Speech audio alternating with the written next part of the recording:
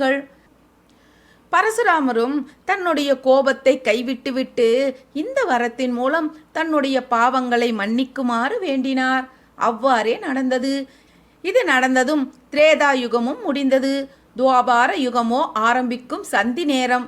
ஆகையால் திரேதா யுகத்தில் தன்னுடைய கோபத்தை முழுவதுமே விட்டுவிட்டார் பரசுராமர். துவாபார யுகத்தில் பிறந்த பீஷ்மர் அஷ்டவசுக்களின் தலைவன் பிரதாபன் என்பதும் தேவமங்கை கங்கையின் மகன் என்பதும் நாம் அறிந்ததே.